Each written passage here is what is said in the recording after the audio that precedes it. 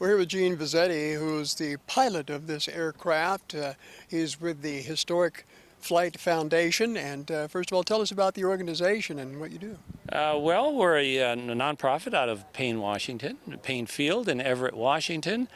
The changing number of the aircraft do change as John accumulates new aircraft. But the mission of the museum is to get significant aircraft between the years 1927 to 1937. So, of course, the DC3 falls right in there with a 1935 birth date. Interesting. Let's talk about this particular aircraft. It was certainly among the first of the commercial aircraft, I guess, that was used by Pan Am. Well, the unique thing about the DC3s, any DC3, is that's what enabled the airlines to make money after the war.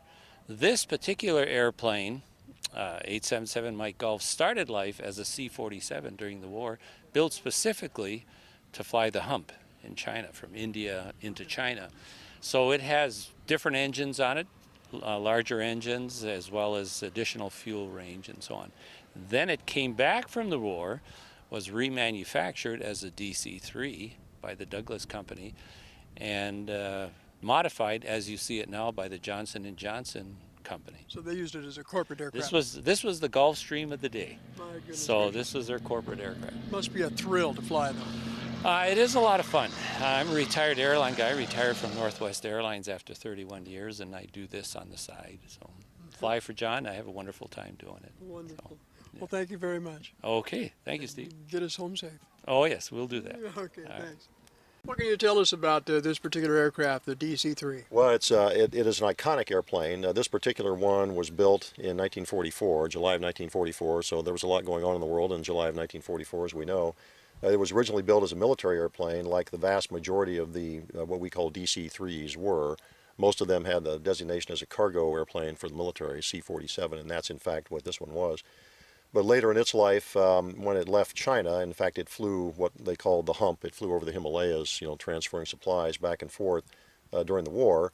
Once it left China after the war, there were some issues getting it out of there, but once it came home, it was converted to a civilian airplane and flew actually corporate as a latter-day corporate, prop. They didn't have jets back then. In this livery you see on the inside, this kit you see with the beautiful interior, was put in by Johnson & Johnson later on. It was their corporate airplane for a number of years. So it still looks, quite nice today. Interesting. Tell us about the instrumentation here, how it differs from what we see today in our aircraft. Well, a lot of airplanes today are more digital. They have more television screens, and if you're familiar with modern airliners, they have different displays. We call the pilot flight display. This is more rudimentary. This is pretty much a day VFR airplane right now.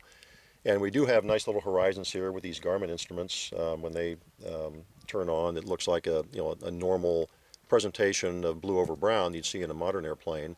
But that's about all we have. The rest of this is very much in the analog world with RPM, manifold pressure, cylinder head temps, and fuel and oil pressure and temperatures here, fuel gauges like any airplane has, and standard directional gyros that we have to cage and set and everything else. So there's a lot of old school stuff in here. It's very functional for what it's designed to do and what it does today, which is day VFR flying. How many air miles has this logged? Oh God, I don't know. It flew, we actually have the records of this airplane flying from the factory in Long Beach in 1944 all the way to Calcutta and then all the way into China. So those original documents exist. That logbook with that gentleman's handwriting in it still exists, and that gentleman was still alive as of a year or so ago. So the airplane's it's been almost around the world. I would say, in terms of air miles, it could have gone around the world. I don't know how many times it actually flew the hump back and forth over the Himalayas, but it had some tough duty over there, hauling a lot of heavy weight in some really nasty weather conditions. You can imagine flying at very high altitude, and Mount Everest or so altitudes, to get over safely those mountains. And of course, had a nice, easy life as a corporate transport much later on. Interesting. Obviously, as a nonprofit organization, all of the revenue you make comes from donations and such. So obviously this is an expensive aircraft to maintain. It is. Isn't it? Yeah, very much so. It burns, just in terms of a modern reference, about 100 gallons an hour. So that's quite a bit of fuel. I mean, most airplanes these days are flying at 6 to 10, 12, maybe even 14, 15 gallons an hour for most small airplanes. So that's a big number, and avgas is not getting any cheaper. So that's right, and that's just the direct operating cost with fuel and oil is another thing. This airplane holds 25, 27 gallons of oil each side, each engine. So it does burn a little bit of that. That adds up too. But again, just the overall maintenance is a much bigger number than just those direct operating costs. So fortunately, there's still support for this airplane and others like it around this country and around the world.